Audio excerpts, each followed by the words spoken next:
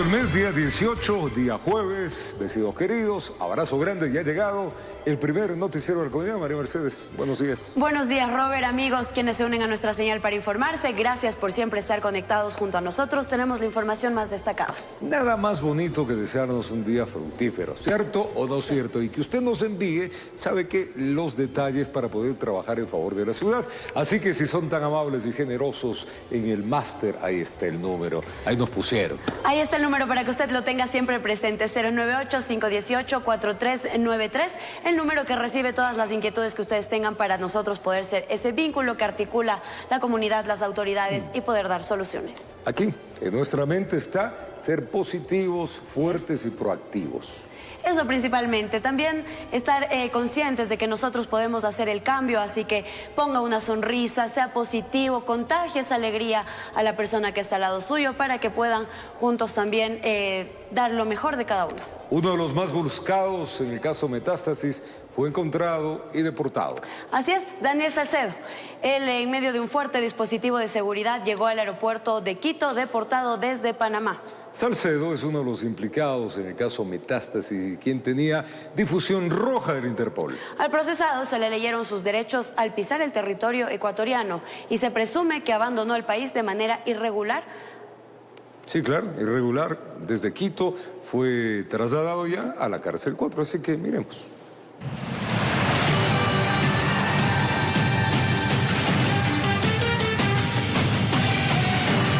De un fuerte contingente policial. Así llegó Daniel Salcedo Bonilla al aeropuerto de Tababela en Quito.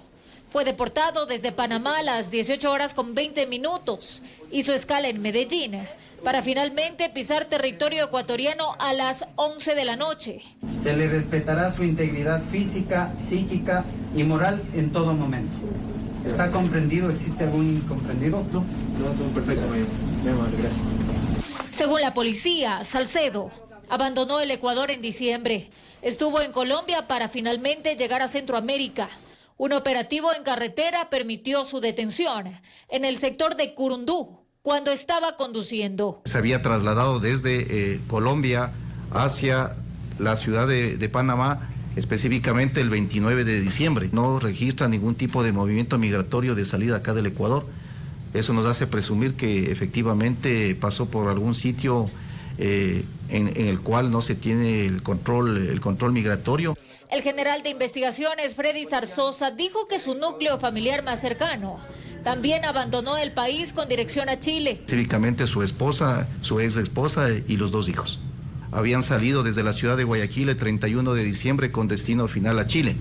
Un video viralizado a través de las redes sociales fue una de las piezas claves donde se veía a Daniel Salcedo comiendo en un restaurante de Panamá. Junto a él también fue deportado Álvaro Ponce. Sobre el ex director del Hospital del Guasmo pesa una investigación. Específicamente por un caso de peculado suscitado en la subzona Guayas, el mismo que también va a ser trasladado hasta la ciudad de Guayaquil para ponerlos a órdenes de la autoridad competente. Salcedo es uno de los 39 implicados del caso Metástasis, corrupción en el sistema de justicia vinculada al narcotráfico. Hace algunos días fue sentenciado a 13 años de prisión por lavado de activo.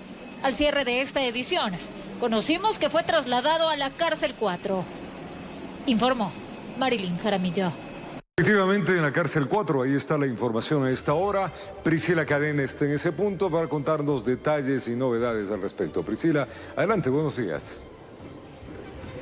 Gracias, Robert, amigos, muy buenos días. 8 de la mañana con 4 minutos, en efecto, en los exteriores de la cárcel 4 de Quito. Estamos al norte de la ciudad, en el sector del condado. Se ejecuta un control de seguridad por parte de los miembros militares, pero también de la Policía Nacional. Para reiterar la información que el día de ayer fue deportado desde Panamá Daniel Salcedo y posteriormente trasladado hasta aquí, hasta la cárcel 4, donde debe cumplir prisión preventiva por el denominado caso Metástasis, en el que incluso están más personas involucradas, serían en total 39. Además, también Salcedo enfrenta una condena de 13 años por lavado de activos. De inmediato vamos a conversar con quienes son parte de este control por parte de las Fuerzas Armadas. Muy buenos días. Bueno, ustedes son personal permanente que se encuentra justamente en los exteriores brindando este contingente de seguridad. Muy buenos días, somos integrantes de las Fuerzas Armadas, los mismos que nos encontramos proporcionando seguridad a los exteriores del Centro de Detención Social número 4 del Condado, para brindar seguridad a toda la ciudadanía en general. Así es, en efecto, también se encuentran de manera conjunta trabajando con Policía Nacional. Precisamente nos encontramos en un estado de excepción y se han dado algunas alertas en nuestra ciudad que ha sido blanco fácil de estos atentados terroristas. Efectivamente, Fuerzas Armadas se encuentra desplegado en todo el territorio nacional a fin de brindar la seguridad a la ciudadanía. Justamente ustedes van a permanecer en este punto entonces para seguir con este contingente y dispositivo de seguridad. Afirmativamente, nos encontramos todo el tiempo proporcionando la debida seguridad a la ciudadanía y al pueblo en general. Bien, muchísimas gracias. Bueno, continúa este contingente de seguridad en los exteriores de la cárcel 4 de Quito, donde se encuentra ya recluido Daniel Salcedo. Justamente llegó esta madrugada por miembros por parte de la Policía Nacional, y igualmente forma parte de las personas involucradas en el caso Metástasis, que también incluye al expresidente del Consejo de la Judicatura, Wilman Terán, y que se investiga este presunto entramado de corrupción en el sistema judicial, carcelario y policial. Además, también Salcedo ya había sido sentenciado por peculado por una trama de corrupción en la venta de insumos de hospitales, pero en el 2022 fue liberado por un juez en Manabí que determinó sus órdenes de prisión. Mientras tanto, ya la Fiscalía avanza en las investigaciones para determinar el grado de responsabilidades en el caso denominado Metástasis. Así se vive este ambiente en los exteriores de la cárcel 4 de la capital, con un fuerte resguardo policial y militar. Con esta información nos despedimos. Muy buenos días. Gracias, Priscila Cadena, desde ese punto donde se genera la noticia, donde está pues Salcedo procesado evidentemente por una serie de delitos, en el cual fue extraditado desde el día de ayer, llegó en más o menos a medianoche del día miércoles, y por supuesto ahora está a órdenes de la autoridad, y vamos a ver qué dice Salcedo frente a todo lo que sucede en el caso de Metástasis. María Mercedes. Robert, amigos, tenemos más información justamente relacionada a este tema. Es uno de los 39 procesados por el presunto delito de delincuencia organizada dentro del caso Metástasis. La justicia lo ha perseguido por varios años. Entró y salió de la cárcel ecuatoriana y ahora se encuentra en medio de una gran y extensa investigación. Le contamos a continuación quién es Daniel Salcedo Bonilla. La justicia ecuatoriana lo ha perseguido por varios años. Ha sido convicto en algunas ocasiones y aunque gracias a recursos legales ha salido en libertad de la cárcel, parece que siempre tiene ganas de volver. Daniel Salcedo Bonilla acumuló 5 sentencias judiciales por delincuencia organizada, peculado, fraude procesal, lavado de activos y por el ingreso de artículos prohibidos a una cárcel. Pero solo 2 siguen en pie. Su nombre empezó a ser reconocido en 2020, cuando fue relacionado a la investigación penal a proveedores y directivos de hospitales públicos en plena pandemia de COVID-19, o cuando intentó huir del país en una avioneta que posteriormente se accidentó en Tumbes, en Perú, justo en la frontera con Ecuador. Desde entonces se ha convertido en un polémico personaje en la justicia de nuestro país. Pese a que había sido sentenciado hasta por más de 13 años por peculado, Salcedo logró ser libre. ¿Cómo lo hizo? El objetivo de este hombre nunca fue quedarse en la cárcel. Eso está claro. En 2022, un juez de Manabí ordenó la excarcelación de Salcedo por la caducidad de la prisión preventiva de todos sus procesos penales que enfrentaba. Pero llegó 2024 y volvió a ser nuevamente procesado, esta vez en el famoso caso Metástasis, con 38 personas más. Salcedo estaba prófugo de la justicia hasta este 16 de enero de 2024, cuando a través de una notificación roja de la Interpol lograron dar con su paradero en Panamá. Se espera que Salcedo continúe con su proceso en la investigación de una extensa red de delincuencia organizada, informó Mía Sabeli Carrera. Tiempo de contarles que en una operación denominada Arsenal, la Policía Nacional encontró más de 100 armas de diferente calibre, así también como municiones en la bodega de una vivienda ubicada en Cumbayá, al nororiente de Quito, pues allí fue un ciudadano detenido de la tercera edad. Veamos. Tras una denuncia anónima y tareas investigativas, la madrugada de este miércoles la Fiscalía y los equipos tácticos de la Policía Nacional efectuaron un allanamiento en una vivienda ubicada en la parroquia de Cumbayá, al nororiente de Quito. Los uniformados ingresaron con una orden judicial y la información que tenían es que en la bodega se almacenaba armamento de todo tipo. Procedió al allanamiento de este inmueble en cuyo interior se encontraron armas largas en un número de 75, armas cortas en un número de 33. Además de la gran cantidad de armas, en total 103, encontraron cartuchos y hasta instrumentos de prensa para recargar las municiones. Se presume que el armamento iba a ser comercializado a las organizaciones criminales que operan en el país. Eso es lo que está en investigaciones. Hay que establecer el grado de participación, el nexo causal entre la materialidad y la participación de los presuntos responsables, que por el momento ha sido aprehendido un ciudadano. El detenido es una persona de la tercera edad que se encontraba en la vivienda. No pudo justificar todo el material bélico que se halló en la bodega, por lo que fue puesto a órdenes de las autoridades competentes. Ninguna de las armas encontradas tienen permiso y tampoco se ha podido justificar su titularidad, que es parte de la motivación por la cual se le ha privado de libertad. El coronel Galo Erazo, director nacional de la Policía Judicial, no descartó que existan otros implicados por el delito de tenencia y almacenamiento ilegal de armas de fuego en la capital.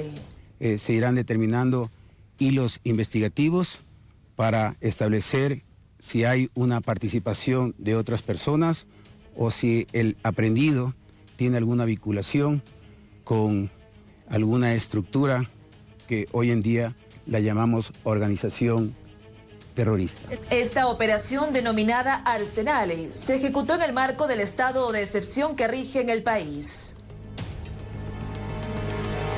Informó Priscila Cadena.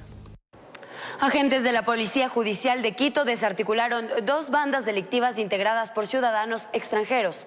En total 8 detenidos, entre ellos una mujer, quienes estarían implicados en extorsiones, robo a unidades económicas y también vehículos. En el operativo Amanecer Radiante 414 fueron capturados 3 venezolanos y un colombiano, quienes estarían relacionados a varios robos a unidades económicas. Según la policía, operaban en el sector de La Delicia y Calderón. El momento que realizaban el robo a unidades económicas se encontró indicios donde se tenía registrada nombres de algunos locales, es decir, que estaban tratando de realizar extorsiones. El modus operandi: armados ingresaban a los locales comerciales para llevarse pertenencias de los clientes y desvalijar la caja del negocio. A los extranjeros les encontraron 2 armas de fuego. Para de otra forma intimidar y realizar extorsiones a las personas de estas unidades económicas y de esa forma lucrarse ilícitamente. Pero no era lo único que se dedicaban. Aparentemente estaban implicados en el delito de extorsión.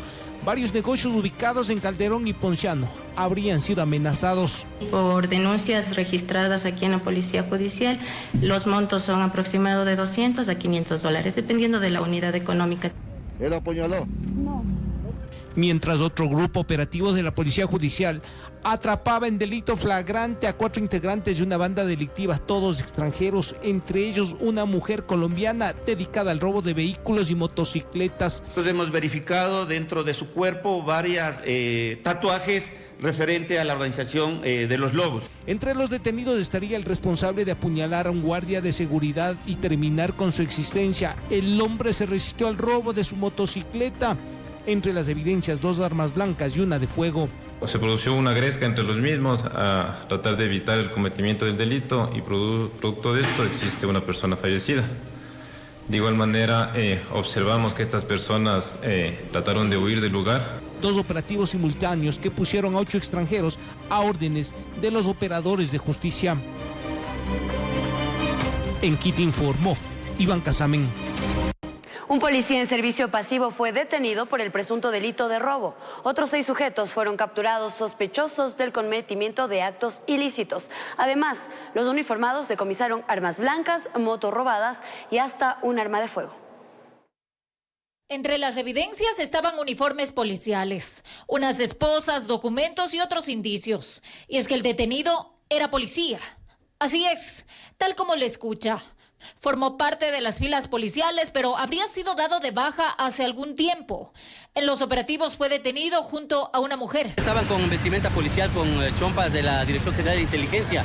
Los dos se movilizaban en una moto, la misma que procedían a intimidar a las personas, les sustraían los celulares o prendas de valor. En otra intervención, la fuerza pública encontró a estos 6 sujetos. Un presunto grupo delictivo que se dedicaban al supuesto delito de robo. A ellos también los encontraron con evidencias: 11 teléfonos celulares, tablets, computadoras y armas blancas. A dos se les cogió con la moto que estaba reportada como robada. Y luego de las investigaciones se pudo contactar a las otras personas, los mismos que compraban los objetos robados. No han sido las únicas novedades, pues en los controles en el distrito Quitumbe, al sur de Quito, se han retirado los vidrios polarizados. Es una contravención pecuniaria del 10% del salario básico. Se han emitido multas por no estar los documentos en regla, además de que se identificó el traslado de autopartes sin poder justificar, entre otras novedades. Hemos decomisado 30 armas blancas, un arma de fuego también. Estos operativos interinstitucionales continuarán. Se realizan al menos 16 cada día. Informó Marilyn Jaramillo.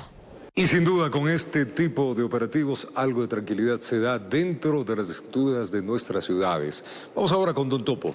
Javier Rosero está en la zona de la 24 de mayo en el centro de Quito. En ese punto se está realizando la intervención vial en el paso lateral de la avenida 24 de mayo. Así que preste atención a toda la información que tiene Javier. Javier, buenos días. Adelante. Robert, muy buenos días, amigos televidentes, buenos días. Tal como usted lo ha indicado, nosotros estamos en el sector de la 24 de mayo. Precisamente este paso lateral es parte de la avenida 24 de mayo.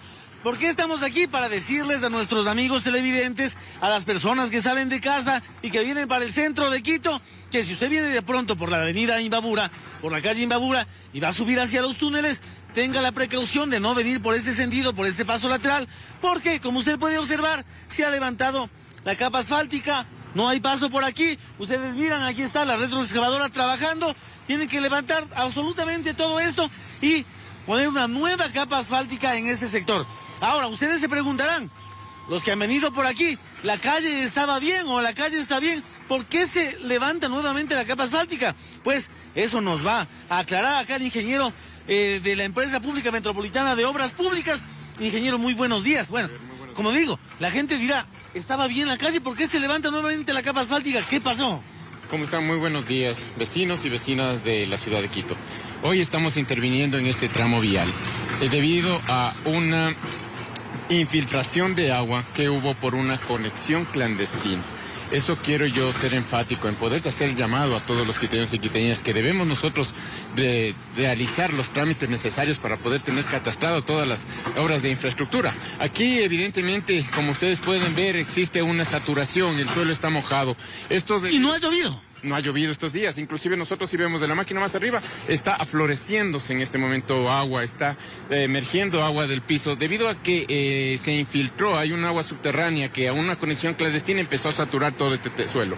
¿Qué pasa si eso se deja así? Es decir, si la gente decía, de gana al sol la capa asfáltica, si igual se veía bien, ¿qué pasaba si se dejara así? De hecho, los primeros efectos de esto que pasó fue en donde está en este momento la máquina, hubo un asentamiento de suelo, lo que rompió la tubería ya por el paso de los vehículos. Entonces, si dejamos en estas condiciones, vamos a seguir teniendo problemas.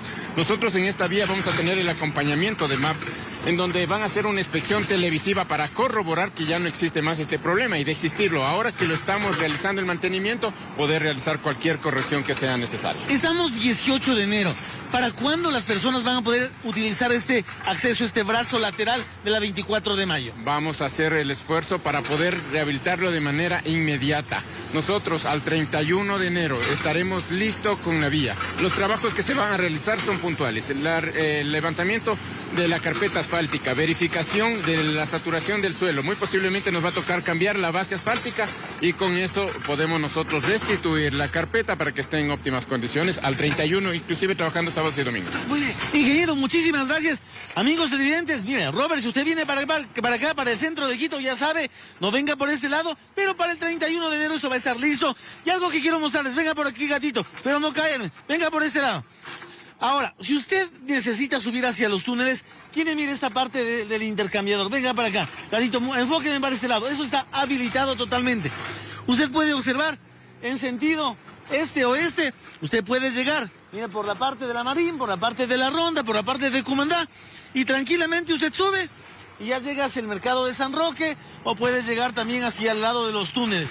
De igual forma, si usted viene por la calle Chimborazo, tenga la precaución, está cerrada la vía, usted no puede venir por este sector y tiene que automáticamente regresarse y avanzar por otro lado para que usted llegue al centro histórico de la ciudad capital.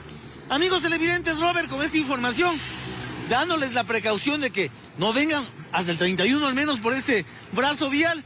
Regresamos con ustedes, que tengan buenos días. Gracias, mi querido Javier. Precauciones los que van a tomar las vías hacia el túnel desde el centro de la ciudad, subiendo por la 24 de mayo, están realizando obras necesarias. Qué bueno que lo estén haciendo. Vamos a un corte.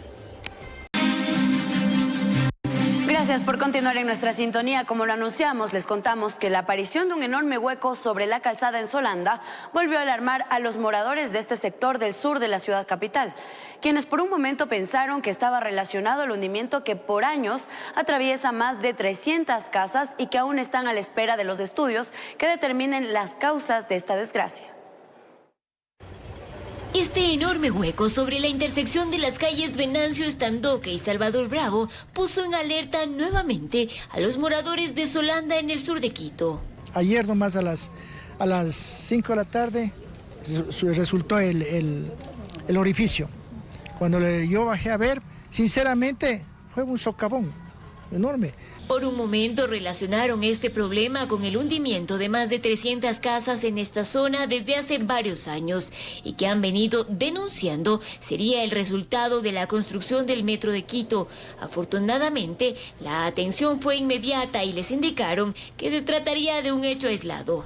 Y gracias a Dios que han venido a arreglar. Claro que se preocupó, pero ha sido ruptura de las tuberías de que estaban puestas de cemento nomás. Entonces ha estado rotos y ha estado filtrando y comiéndose la tierra, o sea, yéndose la tierra ahí.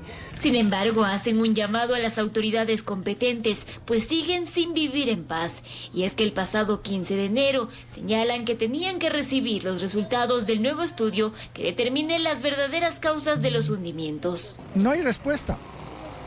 No sé hasta cuándo será esperada, a qué alcaldía, porque viene un alcalde, viene otro y así, pero no hay respuesta. Pedimos al señor alcalde que nos visite, a los señores concejales, porque no es solamente este problema, esta preocupación, y muchas gracias por haberlo atendido de manera inmediata. El problema mayor de Solanda, el problema grave de Solanda es el hundimiento del suelo.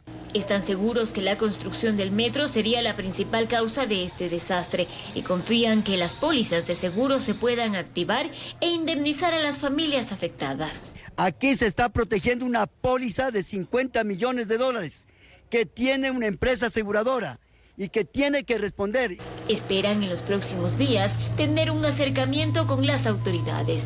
En Quito informó Adriana Rojas. ¿Cuántos años han pasado de las denuncias de nuestros vecinos de Solanda? Varios. Han pasado algunas alcaldías, no han tenido respuesta y bien dicen los vecinos, esperan por lo menos que alguien se les acerque, porque los sustos son a diario. Ustedes pueden ver ese socavón producto de una tubería hizo que se disparen las alertas. Pero más allá de eso hay que entrar en justicia, la alcaldía tiene que ir y revisar y finalmente darles una respuesta. Si los hundimientos o los problemas que ellos denuncian es por parte de la construcción del metro, fue lo que ocasionó, como dicen los vecinos, o no fue, o es una falla que se tenía en el suelo por producto de otras circunstancias, pero alguna respuesta deben tener nuestros vecinos. Así que confiamos que en esta alcaldía, no sé cuándo, pero que en esta alcaldía se dé esas respuestas. Una fuga de agua fue reparada en el barrio La Clemencia, al sur de Quito. Los vecinos, como siempre, agradecen que vayan por fin a arreglar los dolores de cabeza que tienen.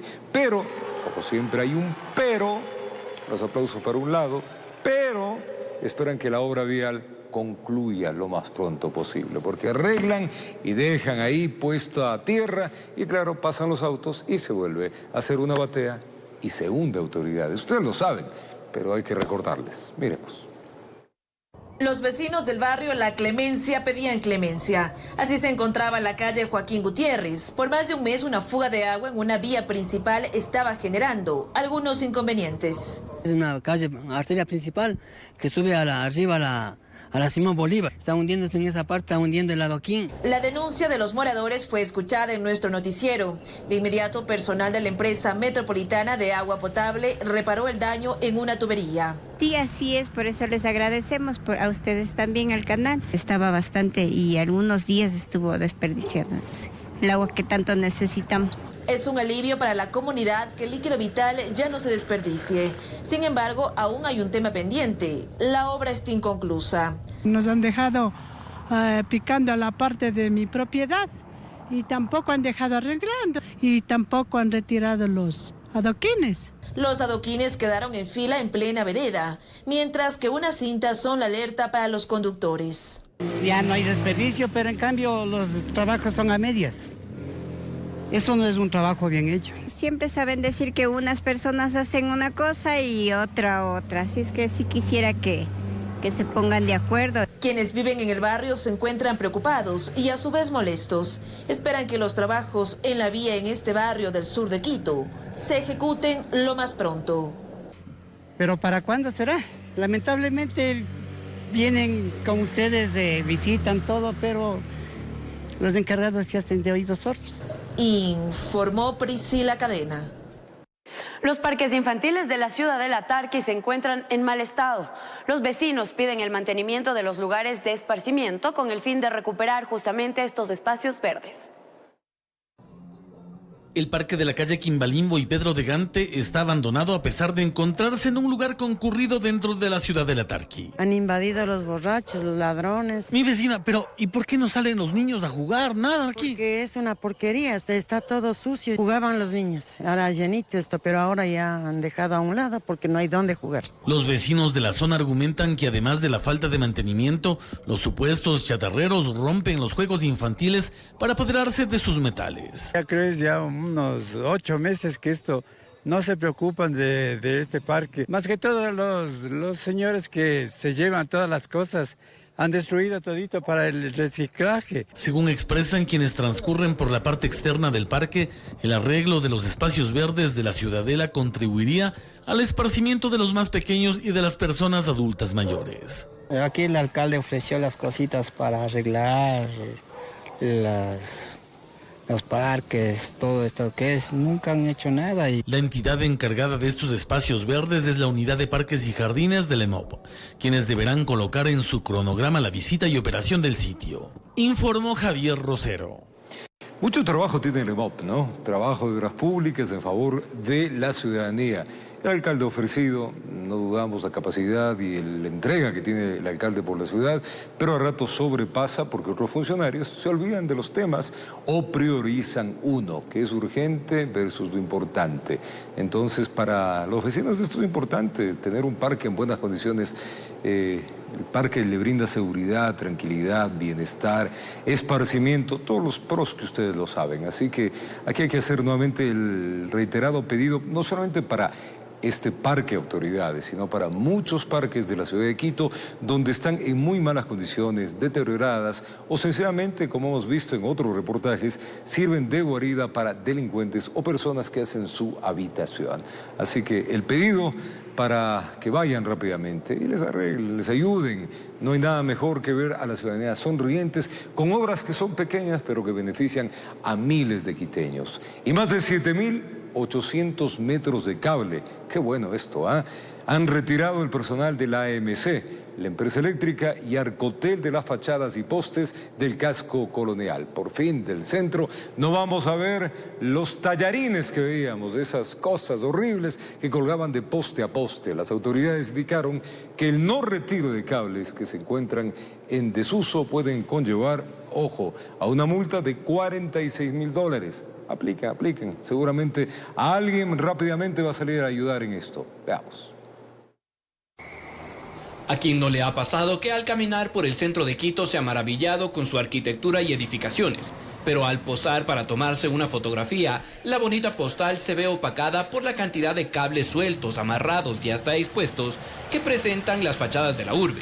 Ante esta problemática, la Agencia Metropolitana de Control viene realizando la intervención del retiro de todos los cables que se encuentran en desuso. Desde octubre venimos trabajando en el retiro de cables en desuso. Hemos también hecho la verificación con la Arcotel de aquellos cables que están ya sin servicio. Junto a la empresa eléctrica y la Agencia de Regulación de Telecomunicaciones Arcotel, han retirado hasta la fecha más de 7.860 metros de cables. 7.100 metros lineales, más de 13 calles en el centro histórico intervenidas con esta importante gestión interinstitucional. Luego de concluir aquí en el centro histórico, se estará extendiendo a otros sectores de la ciudad. Las autoridades señalaron que el descuido o el no retiro de los cables de las fachadas y postes puede conllevar a una multa económica a las operadoras de los servicios de telecomunicaciones. Hemos entregado actas de advertencia también. Vale la pena decir que la Agencia Metropolitana de Control tiene a su cargo los procesos administrativos sancionadores y en una función de advertencia con las operadoras hemos logrado el retiro, pero existen sanciones determinadas en la norma.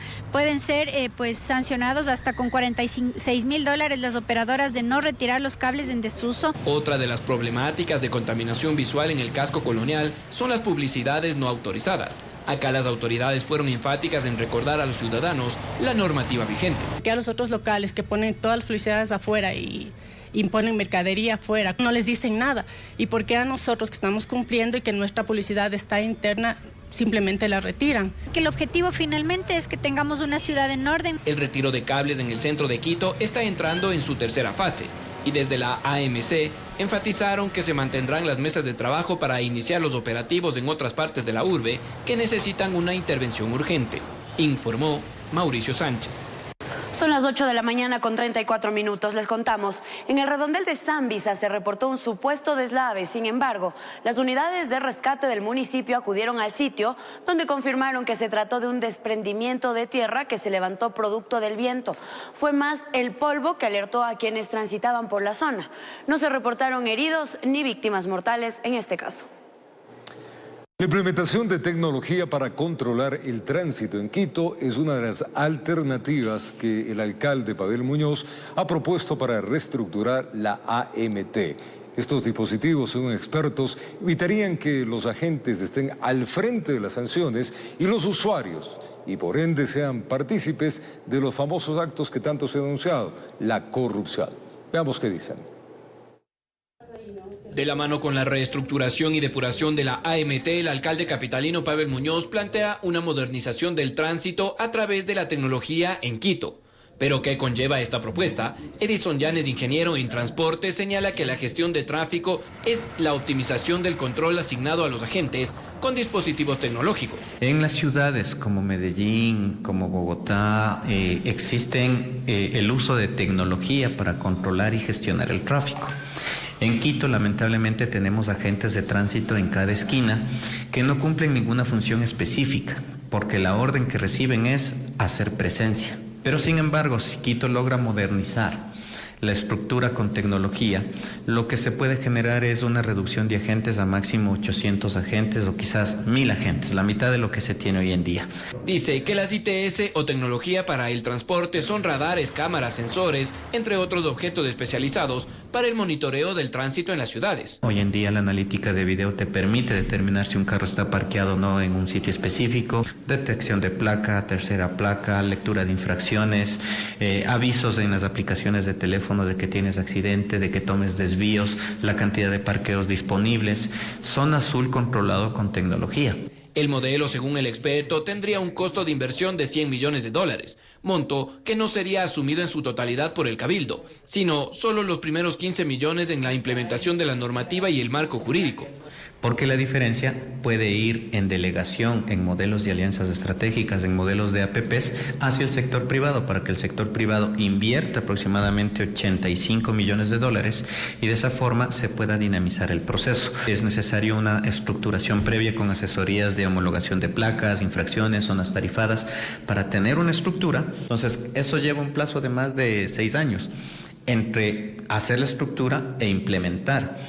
dura más de una alcaldía, sí, y eso quizás es lo que muchas veces no gusta desde el lado político. De esta manera, el modelo no solo permitirá una optimización y saneamiento de la AMT y el rol que los agentes realizan en la ciudad, sino también un beneficio de recaudación para la urbe, informó Mauricio Sánchez. Depuración, modernización en la gestión del tránsito y un plan de carrera son las propuestas para la reestructuración de la Agencia Metropolitana de Tránsito ante actos de corrupción que por años han empañado a esta institución municipal en la ciudad capital. Por años, denuncias de presuntos actos de corrupción han empañado a la Agencia Metropolitana de Tránsito.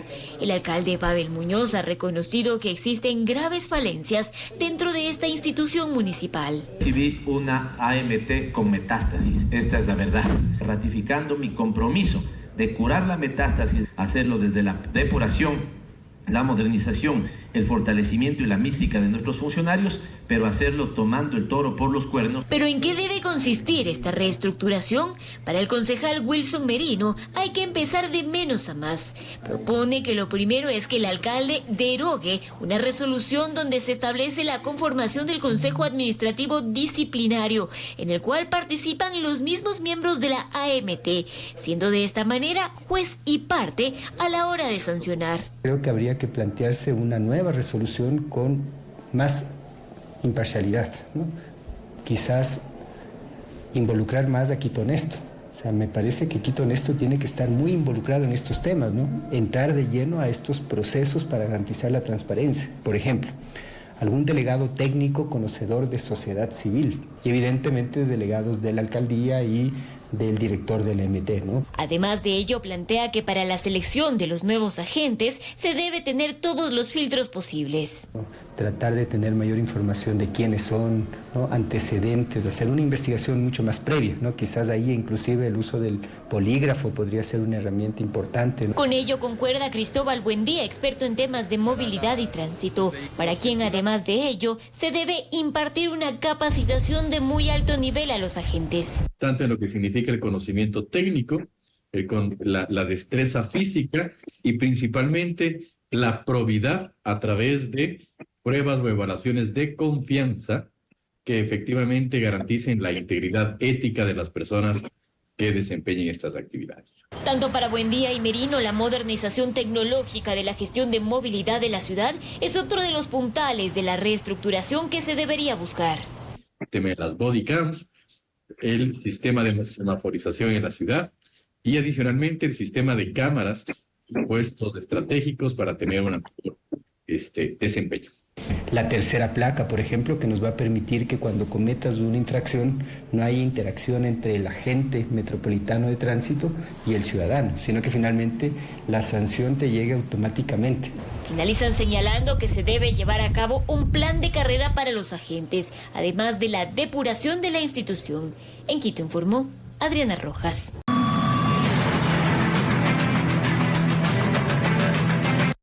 Continuamos con más noticias. El fiscal César Suárez fue asesinado la tarde de este miércoles en la avenida del Bombero en el norte de Guayaquil. La autoridad investigaba casos de antinarcóticos, terrorismo y delincuencia organizada. Entre estos, la incursión de sujetos armados a TC Televisión y la corrupción en los hospitales.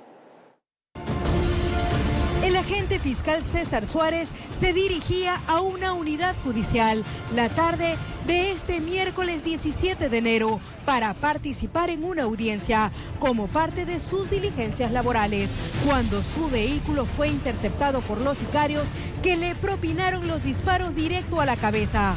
En la ventana del automotor del lado del conductor se podían observar por lo menos 21 orificios de impactos de bala. Y sobre la avenida del Bombero, donde ocurrió el hecho violento, los casquillos de fusil que quedaron como evidencias del brutal ataque armado ocurrido en Guayaquil.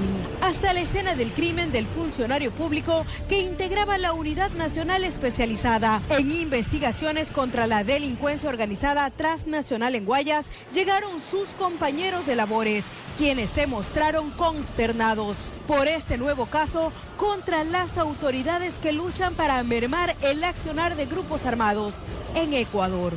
Agentes de las unidades élites de la Policía Nacional trabajaron en el lugar, recopilando evidencias y recolectando testimonios que les ayuden como parte del inicio de las indagaciones.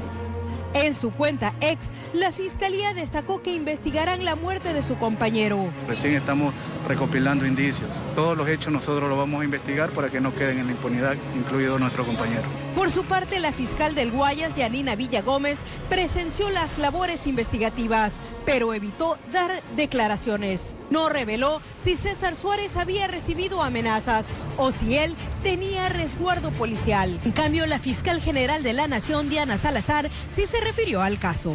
Debemos tener claro que este hecho atroz trae consigo un mensaje para el trabajo que estamos cumpliendo desde la justicia en el Ecuador. Los grupos de delincuencia organizada, los criminales, los terroristas no detendrán nuestro compromiso con la sociedad ecuatoriana. Minutos después se conoció que un vehículo fue incinerado en la ciudadela Colinas de la Alborada, también ubicada al norte de Guayaquil. Se presume que habría sido el automotor utilizado por los criminales para cometer el hecho violento. El gobierno nacional ofreció sus condolencias. A los familiares del fiscal César Suárez, la Fiscalía y la función judicial en general, rechazamos toda forma de violencia como respuesta al conflicto que vivimos. Durante su ejercicio profesional, Suárez estuvo a cargo de casos relevantes, como las investigaciones por el desfalco al Instituto de Seguridad Social de la Policía Nacional, la de corrupción hospitalaria, donde son acusados los hermanos Noé y Daniel Salcedo, este último recientemente retenido en Panamá, dentro del caso Metástasis. Además, investigaba la incursión de terroristas a TC Televisión el pasado 9 de enero. Informó Maite Morán.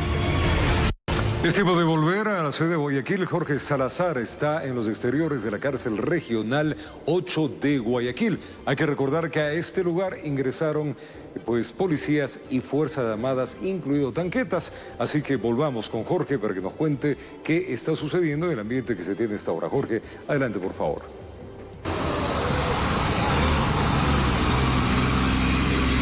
Buenos días con todos. Continúo en los exteriores del Centro de Privación de Libertad Regional 8, en las afueras de Guayaquil, donde aproximadamente a las 5 de la mañana de este jueves inició un operativo por parte de elementos de las Fuerzas Armadas y Policía Nacional. Se nos ha comunicado que están participando o interviniendo en esta redada aproximadamente 1.300 uniformados de ambas instituciones, y extraoficialmente se nos ha señalado se trata de un control de armas, municiones y explosivos, y si se puede aprovechar también pues teléfonos celulares y sustancias prohibidas.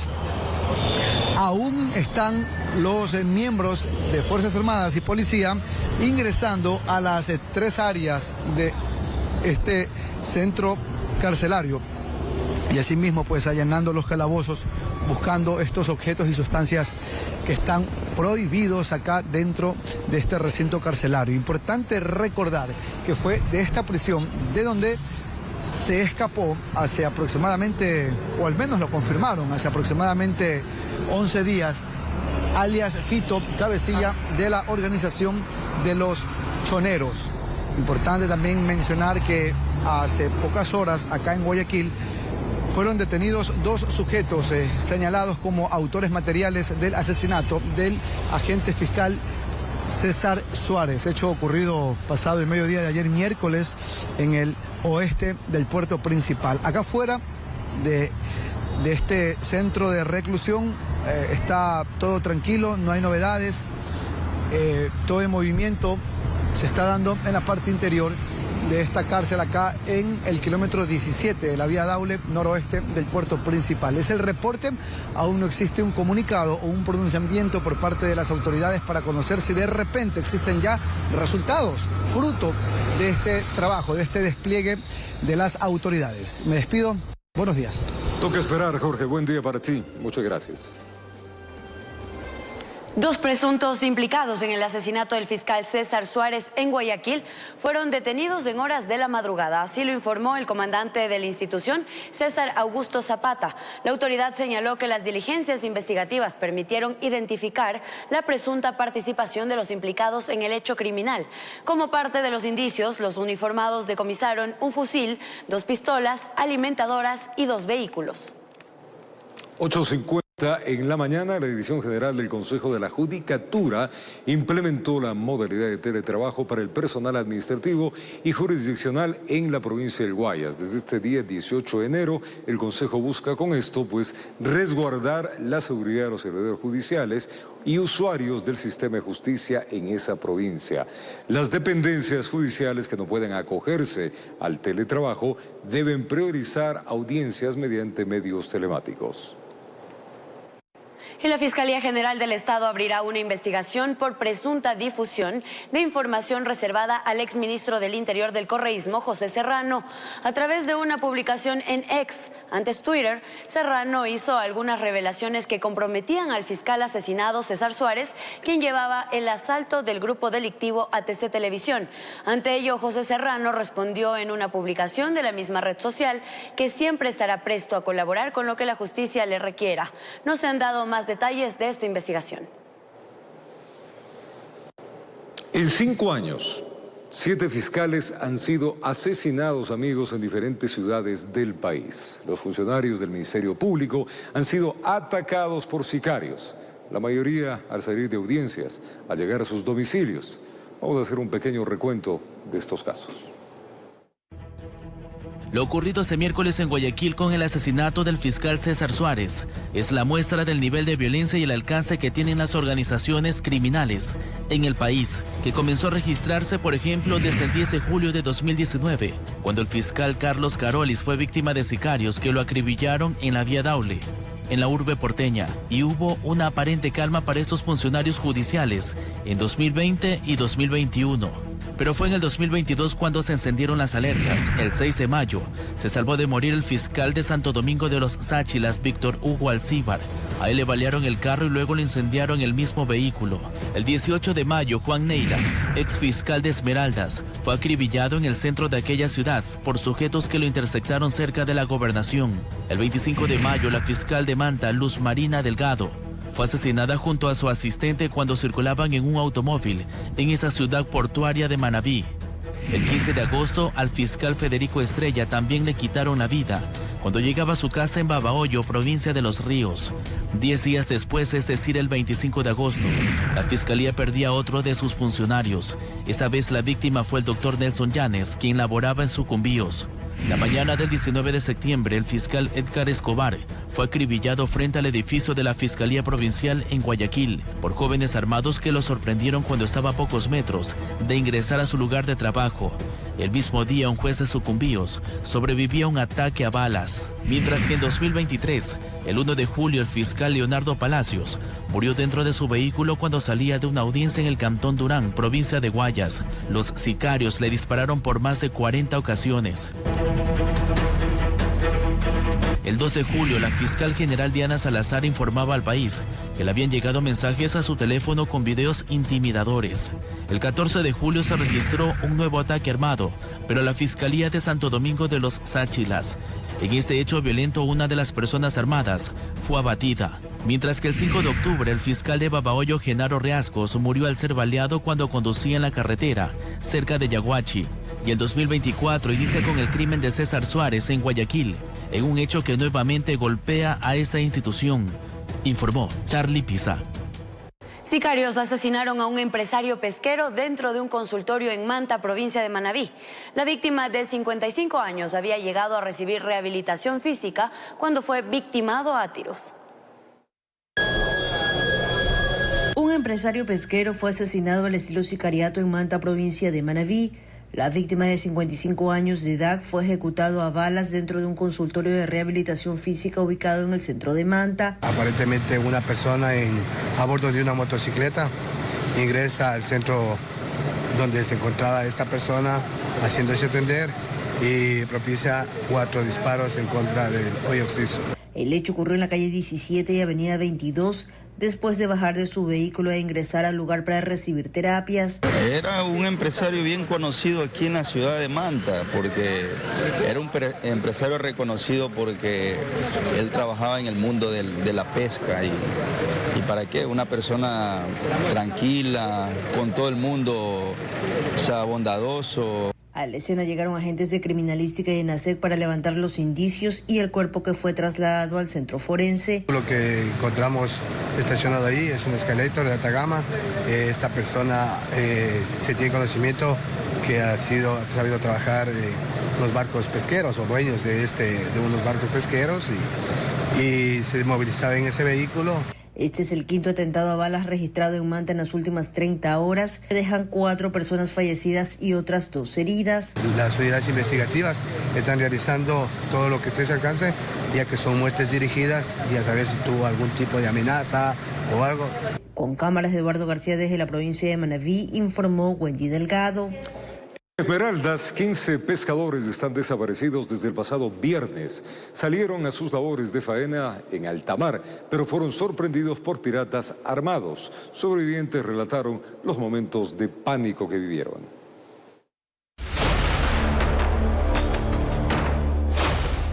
Los pescadores salieron a sus labores muy temprano, pero en alta mar los sorprendió la desgracia. Un grupo de piratas interceptaron las 5 lanchas. Estaban armados.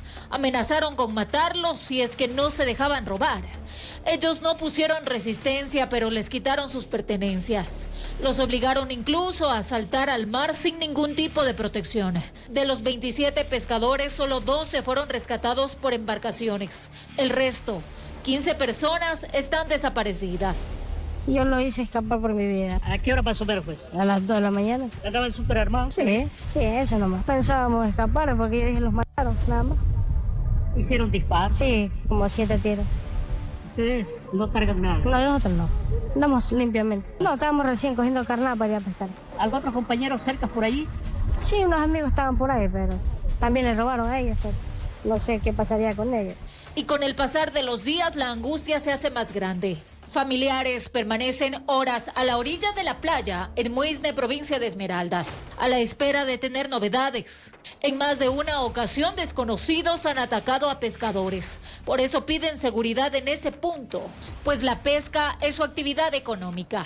Poder incrementar el personal de la Armada acá para poder hacer los controles y garantizar que esta actividad de la pesca que genera el día a día de nuestra gente se realice de buena manera.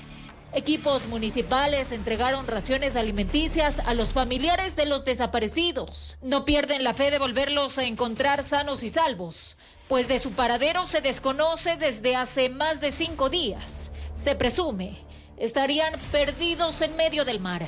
Ellos salen por un pan de cada día para sus hijos. Y estos señores vienen a robarles los motores. El Cabo de San Francisco en este mes ha sido robado sus embarcaciones 3 veces. Informó Marilyn Jaramillo. En Esmeraldas, agentes antinarcóticos decomisaron más de 300 kilos de marihuana que eran almacenados en un inmueble. Esto tras un allanamiento, 4 personas fueron detenidas. Tras recibir información que un inmueble ubicado en el sector de Codés, al sur de la ciudad de Esmeraldas, servía como centro de acopio de alucinógeno, agentes de antinarcóticos realizaron por algunos días labores de vigilancia para confirmar la denuncia. Los movimientos inusuales llevaron a los policías a solicitar la orden de allanamiento para ingresar y buscar lo que vieron guardar en la casa. Se procede a realizar la explotación del inmueble, logrando encontrar 4 terminales móviles. Y en la parte posterior de la primera planta, en un espacio destinado a la cocina, 14 sacos de yute de varios colores, conteniendo en su interior varios paquetes envueltos de cinta color café. En el operativo Atardecer confirmaron que al interior del domicilio almacenaban 330 kilos de marihuana. En el interior encontraron a 2 mujeres y 2 hombres, quienes aparentemente estarían relacionados al microtráfico de drogas. Generando la proliferación de economías criminales y la explosión de violencia por disputas territoriales, por hacerse de la hegemonía de dichos mercados. Por la cantidad de droga decomisada, presumen que parte de la misma era para consumo en la ciudad de Esmeraldas y otra cantidad importante tenía que ser internada al centro del país, a ciudades como Quito, Santo Domingo, Ambato, entre otras. Se presumía que llevaban a otras provincias para el consumo interno aquí dentro del país. Los detenidos podrían ser juzgados por tráfico de drogas a alta escala. El alcaloide habría ingresado desde Colombia por algún punto fronterizo del cantón San Lorenzo, informó Iván Casamen. Y pese a la serie de cuestionamientos al contenido de algunas preguntas enviadas a la Corte Constitucional en primera instancia por el presidente Daniel Noboa para la consulta popular, el jefe de Estado ratificó la mayoría. De esta forma, pues contestó al plazo interpuesto por la jueza Teresa Núquez. El retiro de las primeras 11 preguntas para consulta popular, enviadas a la Corte Constitucional por el presidente Daniel Noboa, es lo más loable para el constitucionalista Ismael Quintana. Aún más, cuando la jueza Teresa Núquez dio el plazo de 24 horas al jefe de Estado para que informe si persiste en el análisis de constitucionalidad de las mismas. ¿O no? Evidentemente, en los procesos de control de constitucionalidad, el juez que sustancia la causa puede emitir ciertas disposiciones a los distintos interventores en el proceso, para efectos de que esa documentación se incorpore al proceso y sobre la base de eso continuar con la sustanciación del caso. Pero en mi experiencia, jamás he visto que un juez de Corte Constitucional le diga a un peticionario, digamos en este caso al presidente de la República, si va o no a mantener la petición. Quintana destaca que entre líneas la magistrada envió un mensaje sutil al primer mandatario. Retire ese pliego porque ahí hay preguntas que no van, en su mayoría, por no decirle todas, no van a pasar el dictamen de la Corte Constitucional. Retire eso, replantee sus preguntas, si es que quiere insistir en esos temas. Jaime Santos, ex juez de la Corte Provincial de Pichincha, argumenta que desde un inicio la idea estuvo mal planteada. Enviar un paquete de preguntas, aquellas que tengan estrictamente un contenido constitucional, porque hay otras que son de tratamiento de mera legalidad. ¿Qué es lo que está pasando al momento? Al momento, por lo tanto, esas deben ser tratadas por la Asamblea Nacional, como por ejemplo la extinción de dominio. Además que ya hay un trámite en la Asamblea Nacional. Y al contrario, se estarían dejando afuera temas urgentes. Desaparecer el Consejo de la Judicatura o purgarlo o ver un mecanismo para que sus miembros sean elegidos de mejor forma. Para mí debería desaparecer. Sabemos que antes había una comisión de disciplina en la Corte Suprema de Justicia y funcionaba perfectamente para sancionar aquellos actos irregulares.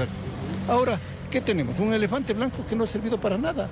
También a la fila está el análisis del segundo paquete de preguntas, informó Héctor Romero. El presidente de la República, Daniel Noboa, decidió que la pregunta sobre casinos quede fuera de la consulta popular. Las otras 10 preguntas enviadas en el primer bloque sí se mantienen. El presidente de la República, Daniel Noboa, deja fuera la posibilidad del funcionamiento de los casinos o negocios en relación a los juegos de azar en el Ecuador, al retirar la pregunta número 11 de la consulta popular, argumentando lo siguiente. En función del contexto actual que vive el Ecuador, me permito no insistir en mi petición original, exclusivamente de la pregunta 11, por considerar que el debate ciudadano relacionado a esta temática no es oportuno en estos momentos.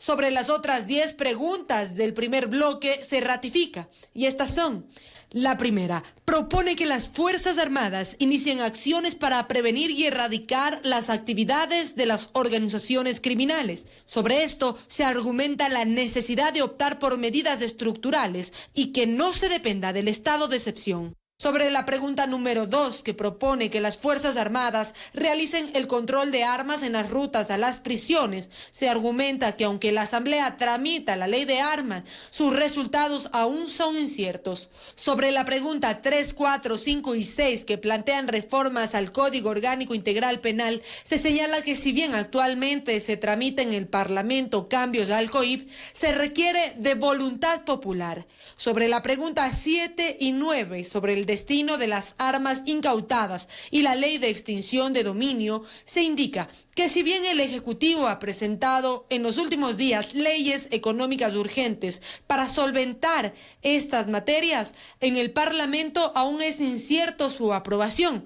Y se indica que el gobierno no puede retirar consultas que son necesarias. Sobre la pregunta 8 y 10, sobre controles a funcionarios judiciales y la deportación de extranjeros, se sostiene que se requiere de un pronunciamiento ciudadano, ya que ambas temáticas no solo dependen de las acciones que realice el gobierno nacional.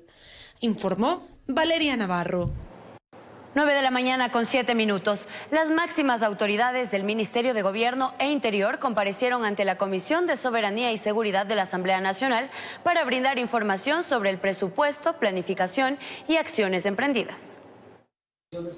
El Gobierno Nacional no duda de la eficiencia del Plan Fénix. De hecho, las máximas autoridades del Ministerio del Interior y de Gobierno destacaron en una comparecencia ante la Asamblea Nacional los aportes de las fuerzas del orden en la lucha contra el crimen organizado. Incluso los asambleístas de distintas tiendas políticas han reconocido que en sus ciudades, incluso en Durán, se respira tranquilidad. Los miembros de la Comisión de Seguridad de la Asamblea aseguran que los primeros resultados del Plan Fénix son optimistas para Ecuador. Que existen muchísimos operativos, más de 1.800 operativos, y han dado resultados estas tasas al menos de personas ejecutadas, fallecidas, que se han reducido al menos de la información que tenemos casi a la mitad. El viceministro de Gobierno, Esteban Torres, señaló que tras la declaratoria de guerra, el gobierno evalúa la permanencia de varias preguntas de la consulta popular. Además, no descarta incluir nuevos ejes temáticos en el plebiscito. La voluntad es que haya un grupo de preguntas que políticamente luego puedan ser propuestas a los ecuatorianos.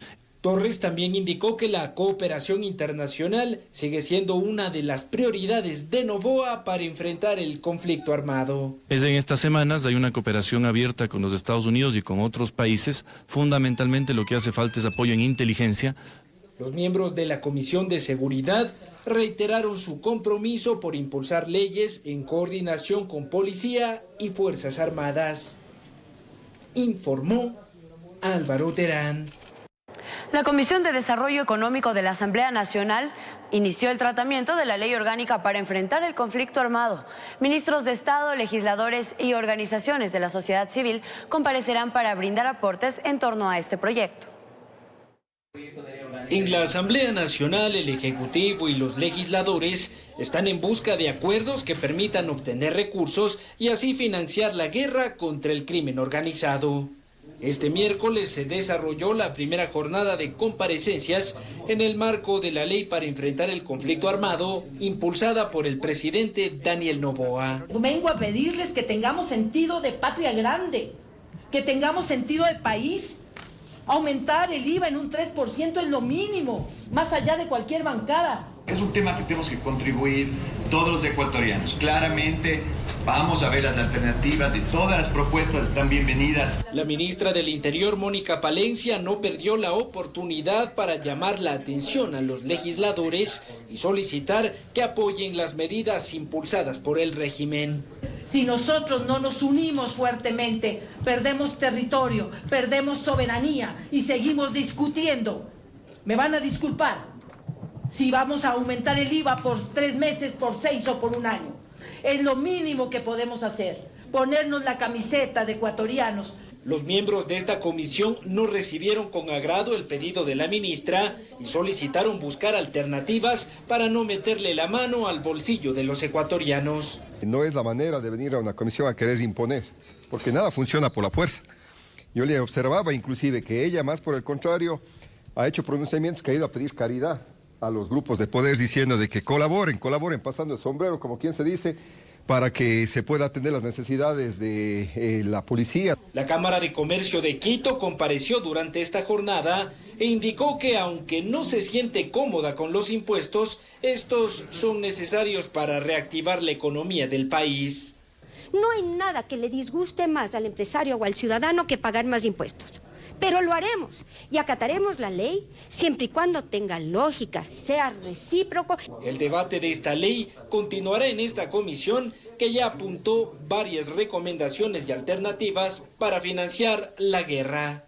Sí creo yo, por ejemplo, que la banca, que ha generado 2.200 millones en utilidades en los últimos 2 años, puede pagar una contribución extraordinaria. Se han tratado temas importantes también, la necesidad de retomar la explotación dentro del ITT, que bordearía los 1.300 millones de dólares. El tema de focalización del subsidio a los combustibles es importantísimo que se la retome hoy y que se la trate con bastante seriedad. Informó Álvaro Terán. Atención a esta noticia, las clases presenciales continuarán suspendidas en todo el país hasta este viernes 19 de enero. Así lo indicó el Ministerio de Educación. En lo que resta de la semana, los estudiantes de todo el país deberán continuar recibiendo clases en modalidad virtual. La presencialidad aún no es una opción para el gobierno, quien afronta un conflicto armado interno contra las bandas delincuenciales. Pero existió un plan de escuelas seguras que se implementó desde la administración de Guillermo Lasso. ¿Qué ha ocurrido con ello? Actualmente el plan de escuelas seguras se trabaja con el Ministerio del Interior. El gobierno actual está haciendo una articulación actualmente con nosotros para verificar cuáles son las zonas y cómo podemos trabajar con entornos comunitarios para la paz. ¿Qué significa esto? Que nosotros podamos generar más bien una estrategia en donde no solamente la escuela sea un entorno de protección, sino también la comunidad. Las zonas frágiles se ubican sobre todo en las provincias de Esmeraldas y Guayas. Retomar clases presenciales en estos lugares es algo que debe evaluarse a detalle. Necesitamos hacer primero un plan de acción para verificar cuáles son las zonas seguras para comenzar a volver paulatinamente a las unidades educativas. Para volver a las aulas se necesitan protocolos de cuidado y cómo actuar en casos de emergencia. Eso, obviamente, el ministerio nos dirá cuál es la nueva ruta para poder asegurar desde el traslado, desde que sales de tu casa, vas a la unidad educativa y de retorno para que llegues sano y salvo nuevamente a tu hogar. La permanencia de los estudiantes también es importante. Cada vez que el Ecuador se ve obligado a optar por clases virtuales, hay estudiantes que no vuelven a las aulas. Desde la Unión Nacional de Educadores se presentó una denuncia a Fiscalía para que se investigue sobre las 36 amenazas que se dieron en clases virtuales, cuando personas no autorizadas ingresaron al sistema a amenazar e intimidar a docentes y estudiantes, informó Valeria Navarro. Paralelamente, desde el viernes 19 de enero, los estudiantes de institutos superiores, tecnológicos y conservatorios públicos en todo el territorio nacional retornarán a la presencialidad. La CENESID señaló que la medida aplica para las jornadas matutinas, vespertinas e intensivas. La modalidad nocturna continuará en clases virtuales hasta una nueva disposición. Y las Fuerzas Armadas solicitan a la ciudadanía que las donaciones sean de alimentos no preparados, esto para evitar intentos de envenenamiento por parte de los grupos terroristas. Además, ya se prepara un alistamiento de reserva militar. Las expresiones de agradecimiento y respeto a las Fuerzas Armadas se han hecho presente a nivel nacional desde que se declaró en el país el conflicto armado interno. Imágenes como estas de un heladero ofreciendo el fruto de su trabajo a los uniformados se han hecho virales. El Comando Conjunto agradeció el noble gesto de generosidad de la ciudadanía y la empresa privada. Sin embargo, ante el riesgo de que grupos terroristas pudieran envenenar la comida con el fin de minimizar la presencia de los uniformados y afectar al personal, las Fuerzas Armadas solicitaron que, de existir la voluntad ciudadana, no se entreguen alimentos preparados. Una de las medidas adoptadas para evitar riesgos es que el personal militar cuente con su ración de combate. Ecuador está en una guerra interna contra los grupos de delincuencia organizada y por ello prepara un plan de alistamiento de reserva militar ecuatoriana. Este proceso no constituye aún una movilización o llamado. Sin embargo, quienes integrarían la reserva son militares y tropa en servicio pasivo, excadetes que no se graduaron de oficiales, graduados de colegios y liceos militares dependientes de las Fuerzas Armadas, oficiales y voluntarios de reserva, quienes tienen más de 5 años con licencia temporal luego del servicio militar, y ciudadanos ecuatorianos idóneos para el servicio militar que no hubiesen cumplido con el servicio activo como conscriptos. La reserva se clasifica en quienes cuentan con preparación militar y quienes no. comprendidos entre 18 y 50 años de edad. Informó Valeria Navarro. Vamos a revisar más noticias. Ahora tenemos que contarles que el sector turístico del país se ha visto afectado por las medidas adoptadas por el gobierno en su afán de combatir contra grupos armados. Ellos solicitan la flexibilización de cara al feriado de carnaval. Las restricciones previstas dentro del estado de excepción han afectado a varios sectores del país. Uno de ellos, el turismo. Dirigentes de restaurantes, bares, discotecas y hoteles han expresado su preocupación por las pérdidas económicas y esperan una flexibilización por parte de las autoridades, ya que en la actualidad se registra una drástica disminución de turistas y cancelación de reservas.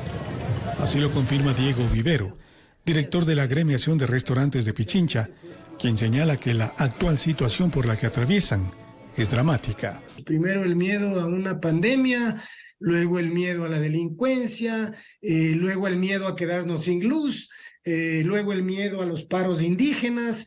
Entonces vivimos un círculo del cual no terminamos de salir. La misma situación se vive en un importante punto turístico del país, Baños de Agua Santa. Andrés Alarcón, miembro de la Cámara de Turismo de esta zona, señala que la afluencia de visitantes se ha reducido al 20%. Ese es un porcentaje de ocupación extremadamente bajo para el que normalmente manejamos acá en Baños, pero seguimos operando. Los lugares que sí más han sufrido son los de entretenimiento nocturno, por esto del toque de queda. El primer feriado del año será el de Carnaval, previsto para el 12 y 13 de febrero. Diego Vivero aspira a que para esos días la situación haya mejorado. El hablar ahorita incluso de carnaval no sabríamos qué decir porque no sabemos cuáles van a ser las medidas, si el gobierno va a flexibilizar, si va a focalizar o lo que sea. Y ya vemos en el sector turístico, gracias a nuestros colegas hoteleros, operadores turísticos y demás, que hay una caída de casi el 30% de las reservas. Y ya no estamos hablando solo de carnaval, estamos hablando de hasta meses como agosto. Pese a las restricciones, en Baños aspiran que los turistas lleguen sin ningún inconveniente. El feriado, ¿qué va a pasar? Las medidas del gobierno, personalmente, no veo que vayan a ir bajando. Yo creo que las medidas del gobierno se van a mantener hasta que literalmente este problema de seguridad esté realmente controlado. Días atrás, el ministro de Turismo, Nils Olsen, anunció que esa cartera de Estado se encuentra realizando el levantamiento de información a fin de que el gobierno pueda evaluar las medidas adoptadas y minimizar el impacto en la reactivación del sector turístico. Informó Miguel Ángel Bedoya. Revisamos más noticias. ¿Ha escuchado hablar sobre los globos de vigilancia? En la siguiente nota nos cuentan de qué se trata y por qué ahora sale a relucir como una propuesta para reforzar el trabajo de la Policía Nacional. Es un sistema de aerovigilancia que ya se aplica desde hace algunos años en países de la región como Chile y Colombia y que en medio del combate a la delincuencia en Ecuador sería de utilidad. Se ha propuesto al Comando de Policía Zonal analizar la posibilidad de adquirir estos globos de vigilancia en tiempo real, que van anclados a un software de inteligencia.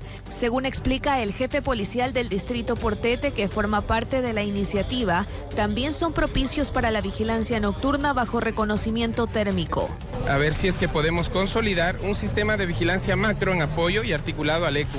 Y también aterrizarlo a nivel barrial, ¿por qué no?, con los centros de monitoreo barrial, en donde el policía comunitario desde las UPCs pueda, conociendo su barrio, dar alertas en tiempo inmediato de vehículos sospechosos o personas que estén al margen de la ley. ¿Pero cuál es la diferencia con un dron?